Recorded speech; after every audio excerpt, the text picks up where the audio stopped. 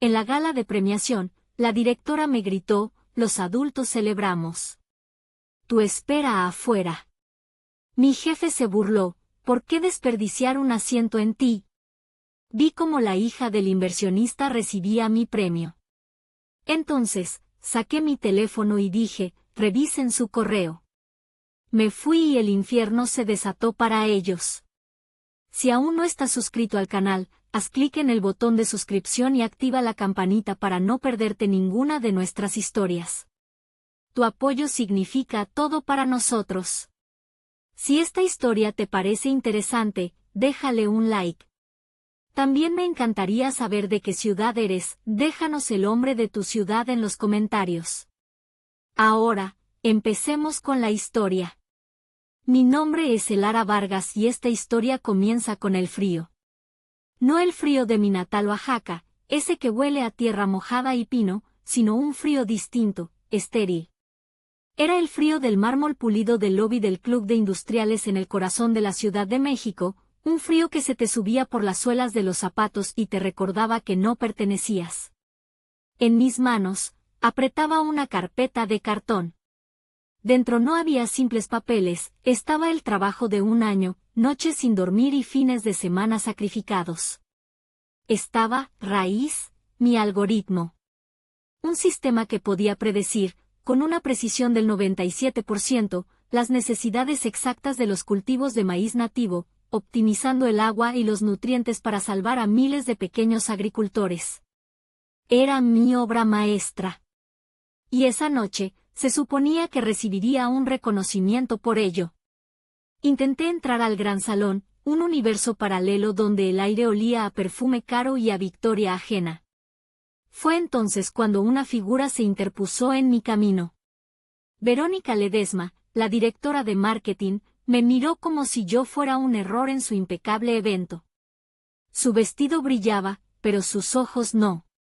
«El salón está lleno, niña», dijo, la palabra «niña», goteando un desdén apenas disimulado.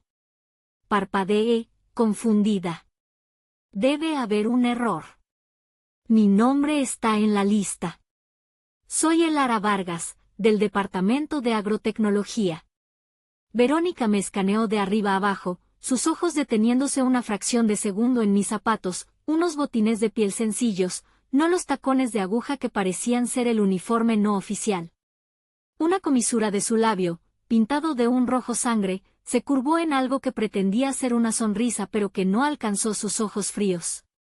Mi cerebro, acostumbrado a analizar datos, empezó a procesar. Variable, espacio físico.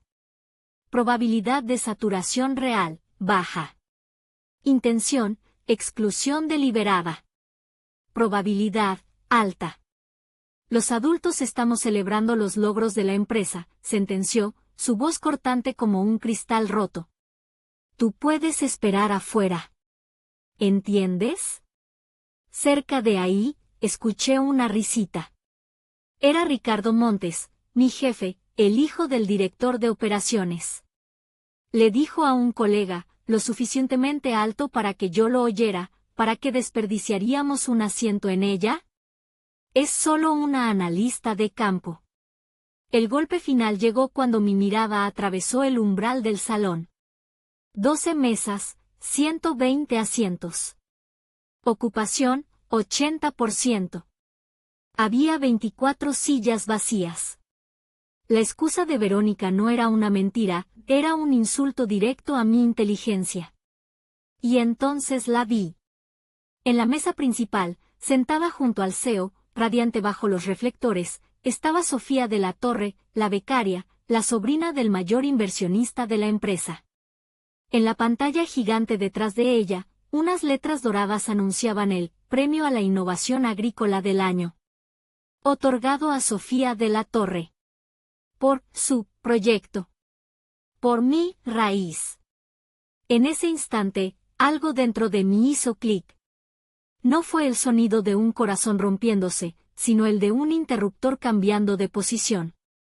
El dolor, la frustración, la humillación de años de trabajo robado se cristalizaron, no en una lágrima, sino en una calma helada y absoluta.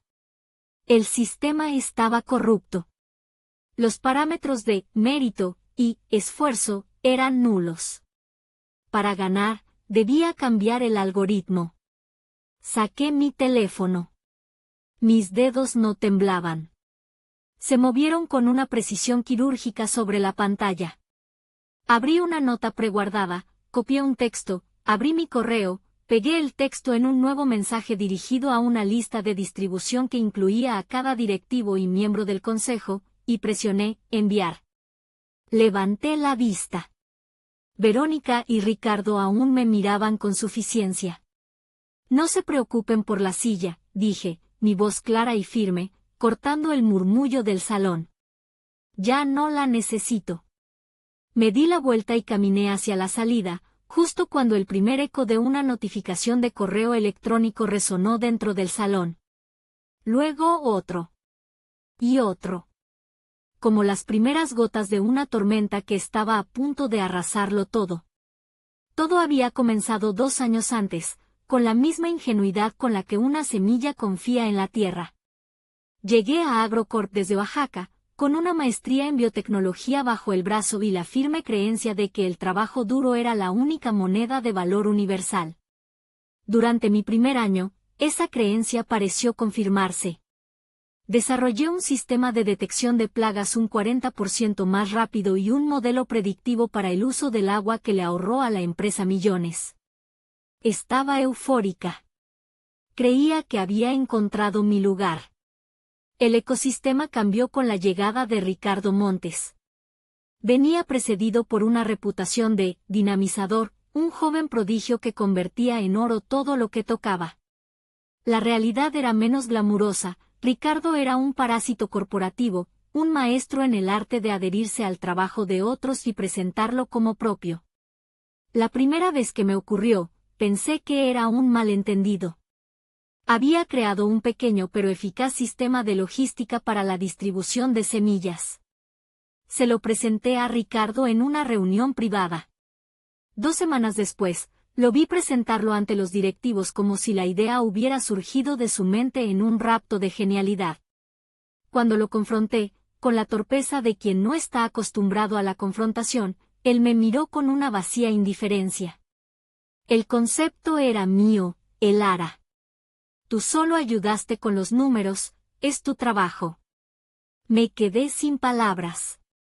El concepto, la ejecución, las noches en vela, todo había sido mío. Pero era nueva, ansiosa por demostrar mi valía como jugadora de equipo, así que lo dejé pasar. Fue mi primer gran error. El patrón se repitió. Yo desarrollaba, Ricardo presentaba. La frustración crecía en mí como una mala hierba. Fue entonces cuando don Mateo se cruzó en mi camino. Era el ingeniero de campo más viejo de la empresa, un hombre con la piel curtida por el sol y la mirada sabia de quien ha visto demasiadas cosechas y demasiados Ricardos. Tras una reunión en la que Ricardo volvió a robarme el crédito por un análisis de suelo, don Mateo me encontró en el pasillo. No ponga esa cara, hija, me dijo en voz baja, su tono paternal pero áspero. Aquí no basta con que los números sean buenos. Hay que saber a quién se los enseñas y cómo. A esta gente no le importa la verdad, le importa la historia que pueden vender. Ese fue el inicio de una extraña y silenciosa mentoría. Don Mateo me enseñó a leer las corrientes subterráneas de la oficina, a entender que las decisiones no se tomaban en las salas de juntas, sino en los clubes de golf y en las comidas familiares. Me mostró, por ejemplo, cómo Ricardo había saboteado sutilmente uno de mis primeros proyectos. Había modificado un solo parámetro en mi presentación sobre un sistema de riego, un cambio mínimo que hacía que los ahorros proyectados parecieran marginales. El proyecto se archivó. Don Mateo me mostró el informe original y el que Ricardo presentó. Así operan, me explicó, señalando la cifra alterada. No te apuñalan de frente, envenenan el pozo para que todos crean que tu agua no es pura. Mi último intento de buscar justicia por los canales oficiales fue con la licenciada Gámez, de Recursos Humanos. Su oficina era tan fría y gris como su respuesta. Escuchó mi historia sin levantar la vista de su monitor. Cuando terminé, finalmente me miró. Sacó mi contrato de un archivero y lo puso sobre el escritorio, señalando con una uña perfectamente manicurada una cláusula enterrada en la letra pequeña. Legalmente, Elara, dijo con la paciencia de quien le explica algo obvio a un niño, tus ideas son de la empresa en el momento en que las piensas dentro de este edificio. Y tu jefe es el vocero de esas ideas. Te sugiero que te enfoques en ser una buena jugadora de equipo. Salí de su oficina entendiendo que las reglas escritas eran una farsa. La única regla real era la del poder. Y yo no tenía ninguno. O eso creían ellos. La noche del robo de Raíz fue la noche en que la ingenua Elara Vargas murió. No hubo ceremonia, solo el silencio de mi pequeño apartamento en la colonia Narvarte, iluminado por la luz azul de la pantalla de mi laptop. La revelación de don Mateo de que mi algoritmo no sería usado para ayudar a los agricultores de mi país, sino para venderlo a un consorcio extranjero y probablemente desplazarlos, fue la última palada de tierra sobre esa tumba. La traición ya no era solo profesional, era personal. Era una afrenta a todo lo que yo era, a mis raíces, a la razón por la que había estudiado tanto. La tristeza que sentí durante unos minutos se evaporó, reemplazada por una furia fría y cristalina. No buscaría justicia dentro de AgroCorp, la empresa misma era la enfermedad. Para curarla, había que erradicarla. Esa noche, mi cerebro analítico, entrenado para resolver sistemas complejos, se enfocó en un nuevo problema, la deconstrucción sistemática de AgroCorp. Abrí un nuevo archivo encriptado en mi disco duro personal. Creé 2 carpetas. La primera la nombré Raíz 2.0. En ella, empecé a trabajar en una versión de mi algoritmo tan avanzada que haría que la copia robada por Sofía pareciera un juguete de niño. Incorporé variables que ellos ni siquiera habían considerado, análisis genético de semillas, modelos de micorrizas, predicción de mercados a futuro. La segunda carpeta era la clave de todo. La llamé Proyecto Arcadia. No era una lista de quejas ni un diario de resentimiento. Era un plan de negocios, un plan de guerra. Lo estructuré con la misma metodología que usaría para un proyecto científico. Proyecto Arcadia, Plan de Acción. Fase 1, Análisis de debilidades, duración, 1 mes. El objetivo era simple, identificar las vulnerabilidades estructurales de AgroCorp. No se trataba solo de sus fallos técnicos, sino de su cultura. Su arrogancia. Su dependencia de la imagen pública. Las cláusulas de penalización por bajo rendimiento en los contratos de sus clientes más grandes, esas que siempre ignoraban. Las dependencias tecnológicas en software obsoleto que solo un par de personas, incluyéndome a mí, entendían a fondo. Fase 2. Adquisición de activos, duración, 3 meses. Esta fase se centraba en reunir los recursos necesarios para el golpe. Primero, el capital humano, reclutar a otros talentos desechados por AgroCorp. Segundo, el capital financiero, encontrar un inversionista que no solo viera el potencial de mi tecnología, sino que también disfrutara de una buena pelea. Tercero, el activo tecnológico, finalizar Raíz 2.0 y patentar cada línea de código a mi nombre. Fase 3, ejecución, duración, 2 meses. La etapa final. Preparar el asalto legal y de mercado. Redactar los acuerdos con los nuevos clientes, las cartas de renuncia, el comunicado de prensa. Coreografiar cada movimiento para que el impacto fuera simultáneo y devastador. Durante los siguientes 6 meses, llevé una doble vida. De 9 a 6, era la analista obediente y silenciosa de AgroCorp. Cumplía mis tareas con una eficiencia robótica, sin ofrecer una sola idea nueva, convirtiéndome en un fantasma en las reuniones. Mi mente, sin embargo, estaba a kilómetros de distancia. Las noches y los fines de semana eran para Arcadia. Mi apartamento se convirtió en un centro de comando. Las paredes se llenaron de notas adhesivas, diagramas de flujo y perfiles de ejecutivos de AgroCorp. Mi cerebro, que una vez se deleitó encontrando patrones en el crecimiento del maíz, ahora encontraba un placer oscuro en identificar los patrones de la corrupción y la incompetencia de la empresa. Estaba más agotada, más concentrada y más viva que nunca. Ya no era una víctima. Era una arquitecta. Y estaba diseñando la caída de un imperio. La segunda fase del proyecto Arcadia era la más delicada. No podía hacerlo sola. Necesitaba un equipo, pero no cualquier equipo. Necesitaba a los desterrados, a los olvidados, a los otros fantasmas que AgroCorp había creado. Personas cuyo talento había sido exprimido y luego desechado. Mi primer objetivo fue Leonardo, un químico brillante con una especialización en bioquímica del suelo. AgroCorp había patentado a nombre de su gerente una fórmula de fertilizante orgánico que él había pasado 2 años desarrollando. Lo encontré trabajando en un laboratorio comercial, mal pagado y profundamente cínico. No me acerqué a él con una historia de lágrimas y venganza. Agendé una reunión en un café de la colonia Roma, un territorio neutral. Le presenté mi laptop y abrí una presentación. Leonardo, comencé, no vengo a ofrecerte que nos quejemos juntos. Vengo a proponerte un negocio. Le mostré el plan de Arcadia. Le expliqué la sinergia, mi biotecnología para las plantas, su química para el suelo. AgroCorp se quedó con la patente de tu fórmula, pero tú tienes algo que ellos nunca podrán poseer, el cerebro que la creó. Te ofrezco la oportunidad de ser dueño de tu propio genio. Te ofrezco acciones, no un salario. Te ofrezco la oportunidad de construir algo que perdure.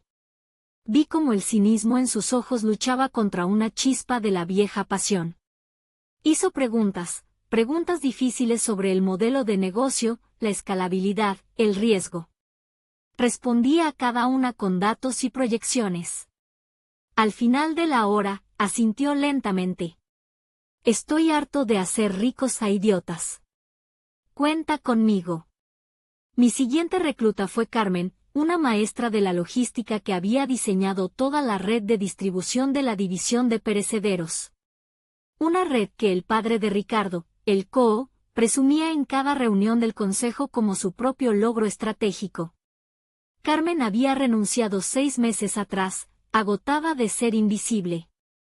La encontré dando consultoría de forma independiente. El enfoque fue el mismo. Un plan de negocios. Una visión. La promesa de equidad. Le mostré cómo su experiencia, combinada con mi tecnología y la química de Leonardo, podía crear una cadena de suministro tan eficiente que haría que la de AgroCorp pareciera de la edad de piedra.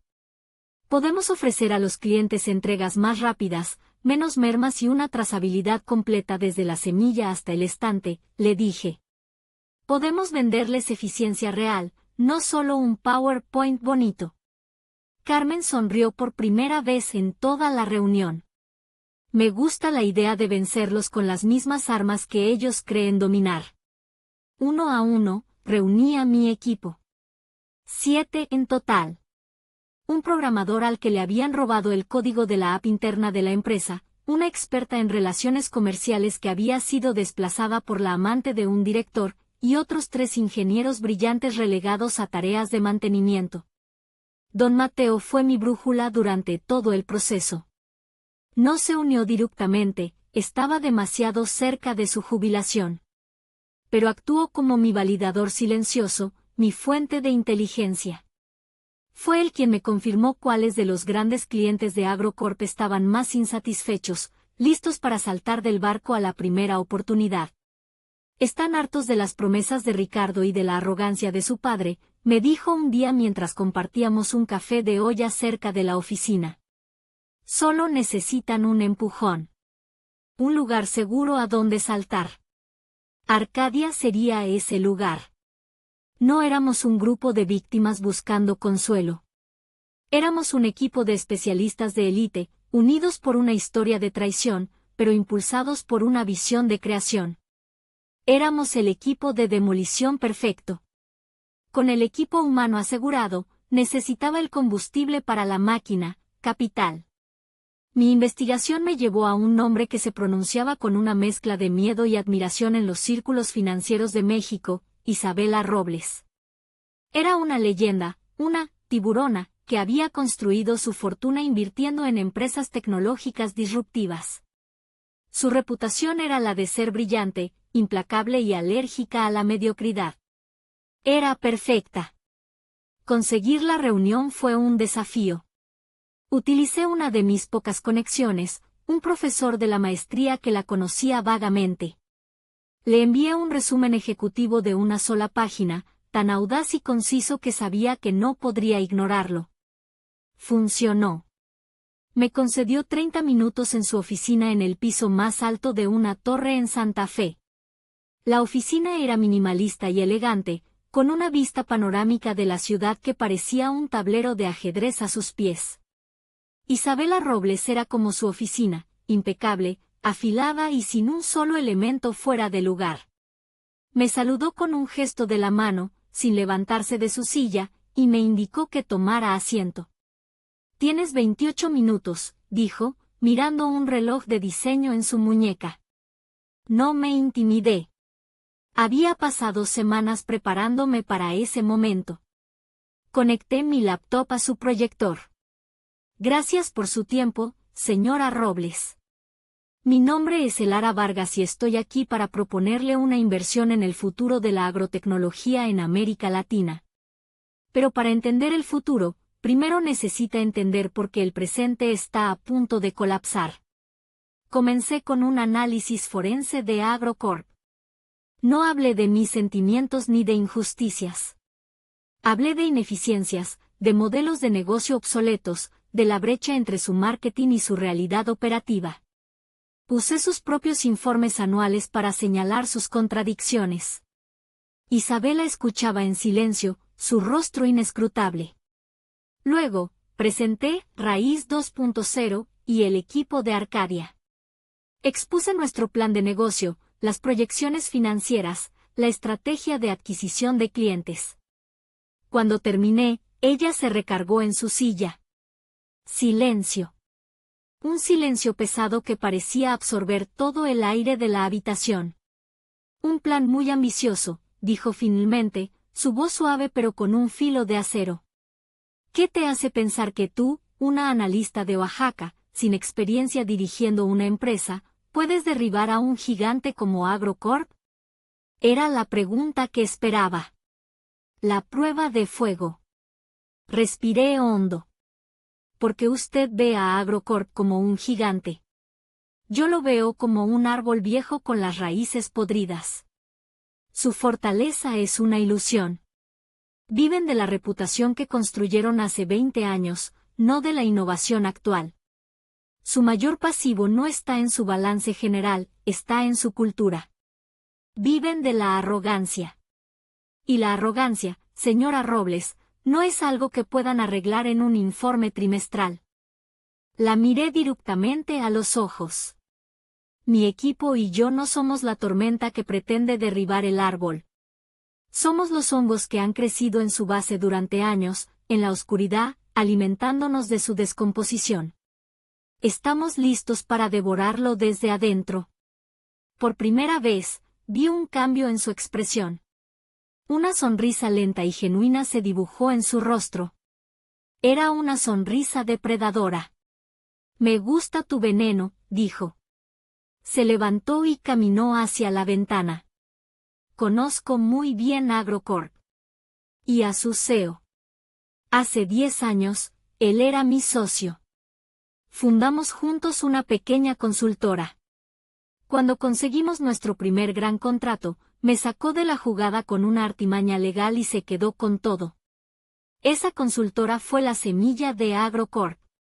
Se giró para mirarme, y en sus ojos vi un fuego que reconocí, el de una vieja herida convertida en arma.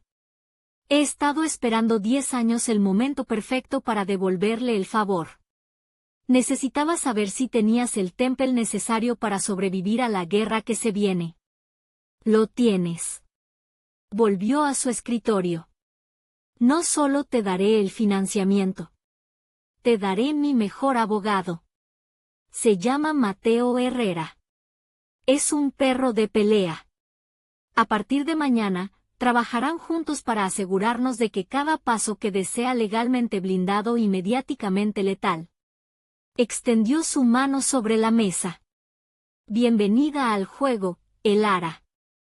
Ahora, vamos a convertir tu plan en una sentencia. Estreché su mano. Era firme y fría, como el acero. Al salir de esa oficina, ya no era solo la líder de un equipo de renegados. Era la comandante de un ejército. Y acababa de conseguir mi arma nuclear. Los 2 meses siguientes fueron un torbellino de actividad febril y planificación meticulosa. Mientras en AgroCorp yo seguía siendo la analista gris y prescindible, en el mundo real, bajo la tutela del abogado Mateo Herrera, me convertí en una estratega. Herrera era todo lo que Isabela había prometido, un hombre mayor, cínico, brillante y absolutamente despiadado en su enfoque del derecho corporativo. Juntos, revisamos cada contrato, cada correo, cada cláusula. Blindamos las patentes de Raíz 2.0, a nombre de nuestra nueva empresa, Arcadia, de una forma que las hacía intocables. Preparamos los acuerdos con los 3 clientes clave de AgroCorp, explotando las cláusulas de incumplimiento que ellos mismos habían ignorado durante meses. Cada documento era una pieza de artillería, lista para ser disparada. La noche de la ceremonia de premios, todo estaba en su lugar. Justo antes de salir de mi apartamento, recibí una llamada de Herrera. Todo está verificado y listo para proceder, Elara. A mi señal, me dijo. La señal será mía, licenciado, respondí. Esta noche. Y así, volvemos al estacionamiento del Club de Industriales. El aire frío y el zumbido de mi teléfono. Pero esta vez, la historia se siente diferente. No es la historia de una víctima, sino la de una cazadora que acaba de activar su trampa. Escuché los pasos desesperados corriendo por las escaleras de emergencia. Era Fernando, el vicepresidente de operaciones, un hombre que siempre vestía trajes impecables y ahora parecía un náufrago, con la corbata torcida y el rostro pálido y sudoroso. Elara, espera, jadeó, deteniéndose a unos metros de mi viejo Tsuru, que parecía una pieza de museo entre los Mercedes y Audis. No puedes hacernos esto. Lo miré sin expresión. ¿Hacerles qué, Fernando? ¿Renunciar? Creí que era mi derecho. Los clientes. Las renuncias en masa. Esto es un ataque coordinado. Lo llamaría una reubicación de talento hacia un entorno más meritocrático, repliqué, mi voz tranquila.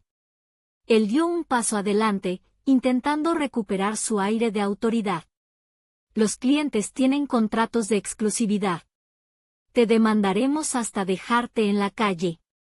¿De verdad quieres hablar de contratos, Fernando?, pregunté, y por primera vez esa noche, sonreí. Fue una sonrisa sin alegría, afilada como un bisturí. ¿Revisaste la cláusula de penalización por bajo rendimiento en el contrato con Alimentos del Norte? Porque mi abogado sí lo hizo, y se activó hoy a las 7 de la tarde con la notificación de su tercer fallo de entrega consecutivo. ¿O deberíamos hablar de la definición de tecnología competidora? Porque cuando desestimaron mi proyecto original por no ser viable, su propio equipo legal creó un precedente que define mi nuevo algoritmo como una categoría completamente nueva, no sujeta a mi antiguo acuerdo de no competencia. Gracias por eso, por cierto. Fernando me miró, su boca abriéndose y cerrándose sin emitir sonido. Lo estaba desmantelando, no con acusaciones, sino con su propia negligencia, con las armas que ellos mismos me habían dado. Abrí la puerta de mi coche. El chirrido del metal viejo fue el único sonido en el silencio tenso. Dile a tu jefe, dije, mirándolo por encima del hombro antes de entrar, que esto no es un ataque. Es una auditoría. Y han fallado estrepitosamente. Arranqué el motor. El sonido humilde de Mitsuru fue, en ese momento, el rugido más poderoso del mundo. Mientras me alejaba, vi por el espejo retrovisor cómo más ejecutivos, incluyendo al CEO, salían corriendo al estacionamiento, sus rostros una máscara de pánico y confusión.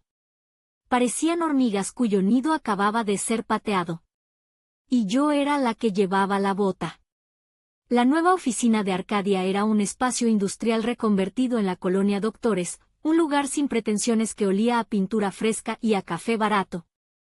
Cuando llegué, mi equipo ya estaba allí.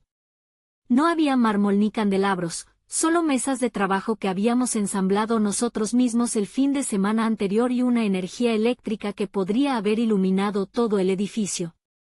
Leonardo me pasó una caja de pizza y Carmen me sirvió un café en un vaso de unicel. ¿Cómo te fue?, preguntó Leonardo, sus ojos brillando con una emoción que yo no le había visto en años. Digamos que la fiesta terminó antes de que sirvieran el postre, respondí, y todos se echaron a reír. Una risa de liberación, de nervios, de victoria. Pasamos las siguientes horas como estrategas en un cuarto de guerra, monitoreando las consecuencias de nuestra ofensiva. A la mañana siguiente, la tormenta mediática estalló. Los titulares de los portales financieros serán brutales. Nace Arcadia, el nuevo disruptor del sector agrotecnológico, fundado por extalentos de Agrocorp. Poco después, acciones de Agrocorp se desploman un 15% en la apertura tras éxodo masivo de personal y pérdida de 3 clientes clave. Vimos en vivo la desastrosa conferencia de prensa del CEO. El hombre que la noche anterior brindaba por su éxito, ahora tartamudeaba, intentando asegurar a los inversionistas que la partida de algunos empleados no afectaría las operaciones. El mercado no le creyó. Durante su discurso, las acciones cayeron otros 5 puntos. El clavo en el ataúd fue el anuncio de que Ricardo Montes había decidido buscar otras oportunidades. No sentí satisfacción, solo la fría confirmación de que su cultura de chivos expiatorios seguía intacta. Nuestros teléfonos no dejaban de sonar. Eran clientes potenciales, periodistas, incluso otros empleados de Agrocorp preguntando si teníamos vacantes. Esa tarde, mientras coordinábamos nuestra primera reunión con un nuevo cliente, sonó mi teléfono personal. Un número privado. Contesté y puse el altavoz para que mi equipo escuchara. Señorita Vargas, dijo una voz grave y autoritaria, acostumbrada a dar órdenes, no a pedirlas. Era Carlos de la Torre, el presidente del consejo de Agrocorp. El abuelo de Sofía. El rey. Soy yo, respondí con calma. Creo que usted y yo tenemos que hablar. La escucho. He revisado la situación, comenzó, su tono duro. Lo que ha hecho es un acto de sabotaje industrial. Nuestro equipo legal tiene recursos que usted no puede ni imaginar. La aplastaremos antes de que su Arcadia venda su primer producto. Mi equipo me miró, la tensión palpable. Respiré hondo. Señor de la Torre, antes que nada, le informo que esta llamada está siendo grabada con fines de calidad y seguridad. Ahora, hablemos de legalidad. Deberíamos discutir cómo su nieto, Ricardo Montes, falsificó los informes de rendimiento de mis proyectos en el primer y segundo trimestre del año pasado, con la aprobación del CEO, su yerno. Porque tengo los correos originales, con metadatos verificables. Estoy segura de que a la Comisión Nacional Bancaria y de Valores le encantaría verlos. Silencio. Un silencio tan profundo que pude escuchar su respiración entrecortada al otro lado de la línea. Escuché una voz femenina de fondo, ahogada, probablemente Sofía. El tono del magnate cambió drásticamente. La furia se había convertido en un intento de control mal disimulado. ¿Qué es lo que quieres, muchacha? Dime qué quieres para que esto se detenga. Dinero, un puesto, acciones. Nombra tu precio para volver. Miré a mi equipo. A Leonardo, a Carmen, a todos los que habían apostado su futuro en mi plan. Sonreí. No quiero volver, señor de la Torre, dije, mi voz llena de una nueva autoridad. Quiero comprar. Comprar su división de logística agrícola. La que mi equipo y yo construimos y que ustedes están llevando a la ruina. Hice una pausa. Le ofrezco $1 por ella. Es una oferta generosa, considerando que en 6 meses no valdrá ni eso. Lo dejé en un silencio atónito, con el eco de mi audaz contraoferta flotando entre nosotros. Antes de que pudiera articular una respuesta, terminé la llamada. Colgué el teléfono. En la sala, tras un segundo de incredulidad, mi equipo estalló en vítores. No habíamos ganado una batalla. Habíamos cambiado las reglas de la guerra. Pasaron 6 meses. 6 meses que para Arcadia fueron un ascenso meteórico y para AgroCorp, una caída en cámara lenta. Nuestra tecnología era superior, nuestro equipo estaba motivado y nuestro modelo de negocio, centrado en la honestidad y la eficiencia, resonó en un mercado harto de promesas vacías. Triplicamos nuestro personal y nuestra cartera de clientes. Nos convertimos en la historia de éxito de la que toda la industria hablaba. AgroCorp, por otro lado, era una sombra de lo que fue. Su reputación estaba destrozada, sus acciones por los suelos y los talentos que les quedaban huían como de un barco que se hunde. Un martes por la tarde, mi asistente me informó que Fernando, el ex VP de operaciones, estaba en la recepción pidiendo verme. Sin cita. La curiosidad pudo más que mi resentimiento. Le dije que lo hiciera pasar. El hombre que entró a mi oficina era muy diferente al ejecutivo arrogante que me había perseguido en el estacionamiento. Había perdido peso, sus ojos estaban hundidos y su traje, aunque caro, le quedaba grande, como si perteneciera a una versión más robusta de sí mismo. Gracias por recibirme, Elara, dijo, su voz casi un susurro. ¿Qué quieres, Fernando?, pregunté, sin rodeos. Colocó una carpeta sobre mi escritorio de madera reciclada. Es una oferta de adquisición formal. El consejo quiere comprar Arcadia. Integrar tu tecnología, tu equipo, a ti. Abrí la carpeta. La cifra era astronómica, casi obscena. La miré por un segundo y volví a cerrarla. No estoy interesada en volver como empleada, bajo ninguna circunstancia. Él asintió, como si esperara esa respuesta. Lo sé. Entonces hizo algo que me sorprendió. Se derrumbó. No físicamente, pero su fachada de ejecutivo se desintegró. Elara, la empresa se está muriendo. De la Torre está fuera, el consejo lo obligó a renunciar tras tu oferta de $1. El nuevo CEO no sabe qué hacer. Están desesperados. Ese ya no es mi problema, dije, aunque mi tono fue más suave de lo que pretendía. Lo sé, repitió, pasándose una mano por el rostro. Por eso he venido. No solo por la oferta. Abrió su maletín y sacó una pequeña memoria USB. La deslizó sobre mi escritorio. Una ofrenda de paz. O de rendición, como quieras verlo. Lo miré con desconfianza. ¿Qué es? Son grabaciones, confesó en voz baja. Conversaciones de audio de mi teléfono. Ricardo y su padre discutiendo abiertamente cómo minimizar tus contribuciones, cómo reempaquetar tu proyecto raíz para dárselo a Sofía. Hay una donde se ríen de ti después de que fuiste a recursos humanos. Es todo lo que necesitas para enterrarlos legalmente para siempre. Me quedé en silencio, procesando la magnitud de su traición final a sus antiguos jefes. ¿Y qué pides a cambio?, pregunté finalmente.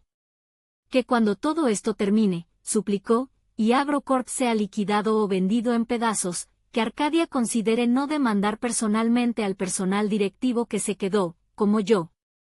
Y que consideres comprar la división de perecederos. Es lo único que todavía funciona. Podemos salvar esos empleos. Era una jugada desesperada de un hombre acorralado, ofreciéndome la cabeza de sus cómplices a cambio de su propia supervivencia. Tomé la memoria USB. El metal se sentía frío en mi mano.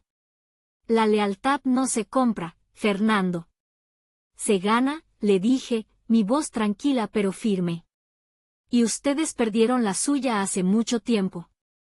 Me levanté, señalando el final de la reunión. Mi equipo y yo revisaremos el contenido de esto y actuaremos en el mejor interés de Arcadia. No puedo prometerte nada más.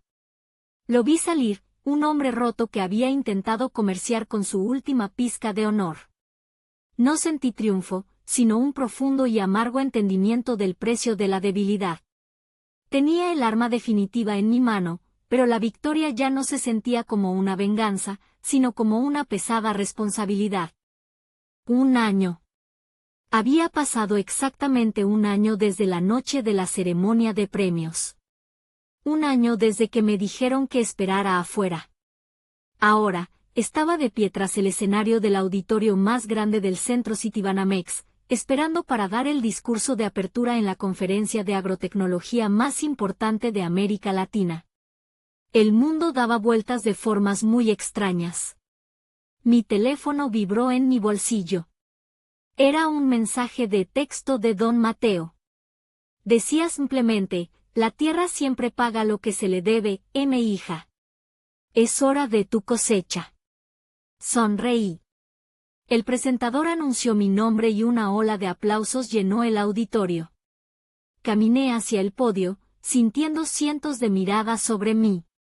En las primeras filas, distinguí rostros familiares. El ex CEO de Agrocorp. Varios de los directores que habían presenciado mi humillación. Verónica Ledesma, cuyo rostro ahora mostraba una máscara de forzada neutralidad. Y Fernando, que parecía haber envejecido 10 años. Ya no me miraban con desprecio. Me miraban con una mezcla de miedo, asombro y un respeto a regañadientes. Llegué al micrófono. El auditorio quedó en silencio. Respiré hondo, dejando que el momento se asentara. Buenas tardes, comencé, mi voz resonando clara y fuerte. Los adultos estamos celebrando. Tú puedes esperar afuera. Un murmullo recorrió la sala.